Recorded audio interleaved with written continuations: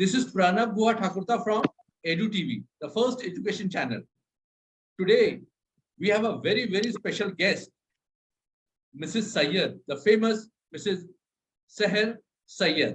She is the principal of Hamdard Public School, New Delhi, India. Ma'am, welcome. Thank you. An honor to be meeting you, Pranav. No, ma'am. And my pleasure. I'm really thankful to you for taking out time for us, ma'am. Ma'am, I would like to, we would like to know how we can inculcate curiosity among the students, ma'am, because it is going down nowadays. Thinking, by making them think. Because we could say curiosity is the mother of invention. Right. And if children think, because we've given them a lot of exposure, and the pandemic has also, taken leaps in their lives.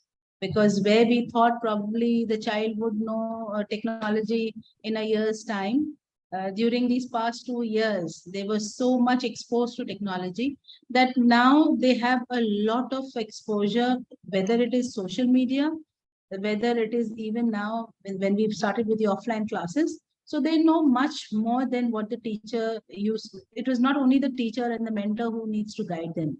So they're exposed to a lot of Olympiads, they're exposed to a lot of creative, channels also. They know do it on your own. They have so many things to, look up to now. So, and where we're talking about the 21st century learners, so creativity, thinking skills, communication. So they are able to connect with others also. It's not only within the borders of the country, it is across border connections also are happening. So that's how I think. And we have the STEAM and STEM labs also. Now ATL is one way where we can, and the games, I would say gamification that has happened now.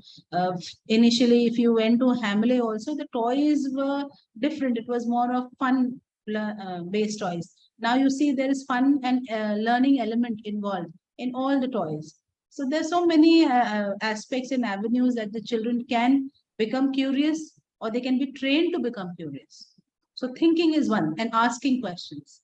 When they think and they ask, then definitely I see in my classroom, I tell the teachers that if the child is questioning you, that means he's paying attention to what you're teaching. Right. That's pretty correct thing, right? Good thing you have said, ma'am. Ma'am, how can we transform passive and reluctant students into active and enthusiastic students? Okay, so there are passive learners everywhere in all the classes, even the backbenchers. But if you see, they are active in some or the other activities. So basically, I would say that if you find out their strengths and weaknesses, identify the strengths and weaknesses, also channelize their energies into something which they like, and create an interesting environment, in a conducive and a caring environment. So when you have the emotional connect with the children, and when the child knows that mistakes are allowed in the class, if I commit a mistake, I'm not going to be reprimanded for it. The teacher is not going to be shouting at me. He can ask even the silliest questions from the teacher. So then that passive learner would become an active, a communicator or a learner automatically. Because that's, you have to build up the confidence of the child. If the confidence is there, the competence will automatically come. That's Great. what I believe. Thank you so much, Madam Saher Sayer, Principal, Hamdard Public School, New Delhi.